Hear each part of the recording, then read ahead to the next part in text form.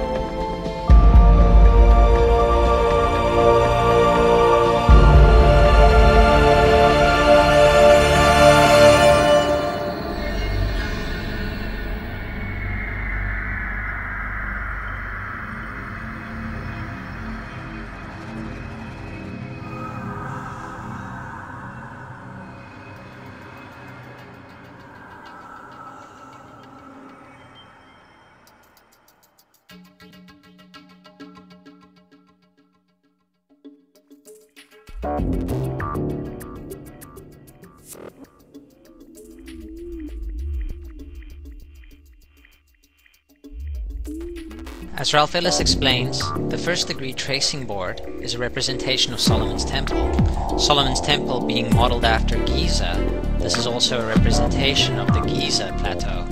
The three pillars being the three greater pyramids of Giza, and the two cubes being the plugs or the doors of the pyramid. And I would further speculate the symbol of the double square of the King's Chamber floor plan. Inside every Masonic lodge you are likely to find the two pillars of Solomon's Temple and the five-pointed or blazing star. It seems highly unlikely to my mind that it is a mere coincidence that these are the same elements we see at play in the 9/11 event. My current views what happened on that day as a mega ritual. When the symbolic pillars came down on 9/11, the holiest of holies was revealed. Isis was unveiled. If we think of the towers as the pillars of Hercules, then what was revealed was the new Atlantis. We find another related and valid symbol system in the Kabbalah. Here the World Trade Center represents the left and the right pillar, the middle pillar being formed by the space in between, and representing, amongst other things, cosmic illumination or higher consciousness. The middle pillar can also be viewed as World Trade Center 7. We then have all three the pillars on the first-degree tracing board representing Solomon's Temple and in its turn the three major pyramids of Giza, evoked during the 9/11 mega ritual. Which brings us to my current preferred metaphor for higher consciousness, the Stargate.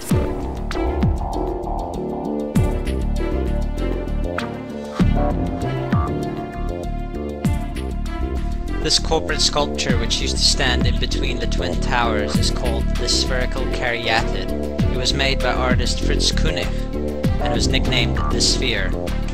Let's have a quick look at Earth's Consensus Library entry about this piece and see what we can learn. We see that Koenig made this thing in Bavaria, the same place where the Illuminati was founded.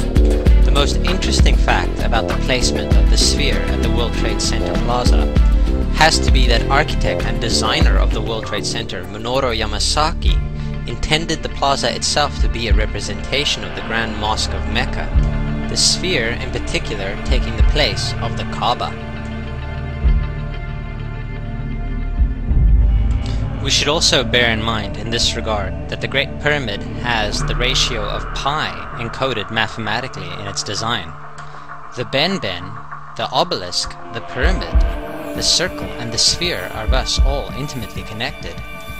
Ralph Ellis further speculates in Eden in Egypt that the processional rituals of the Muslims during the Hajj are directly descended from the rituals involving the circling of the Great Pyramid of Giza. This is why I believe the sphere was set to rotate every 24 hours at the World Trade Center Plaza. It was mimicking the processional rituals at the Kaaba and at the Great Pyramid of Giza. Inside the Kaaba is a holy relic, the black stone, a sacred object to the Muslim faithful. The ovoid stone is considered by some researchers like Ralph Ellis to be, perhaps, the original Ben stone from Heliopolis in Egypt, connecting again the Kaaba to the pyramids of Giza. Perhaps the circular design of the sphere is connected to the ovoid shape of the black rock inside the Kaaba. Perhaps the sphere is also a representation of the black stone inside the Kaaba, the possible Ben of Heliopolis.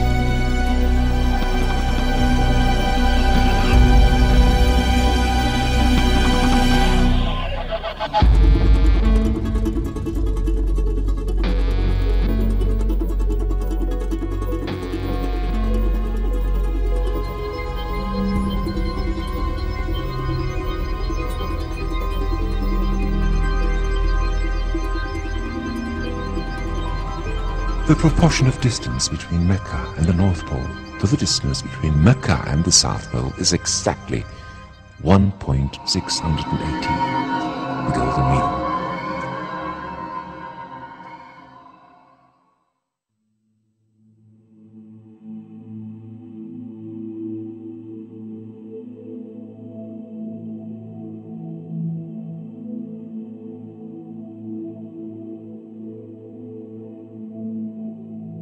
Moreover, the proportion of the distance between the South Pole and the city of Mecca to the distance between both poles is again 1.618. The miracle is not over yet. The golden mean point of the Earth, according to common location language of mankind, graticule map, is in the city of Mecca. The proportion of eastern elongation to the western elongation, which are determined as solstice line from Mecca, is again 1.618.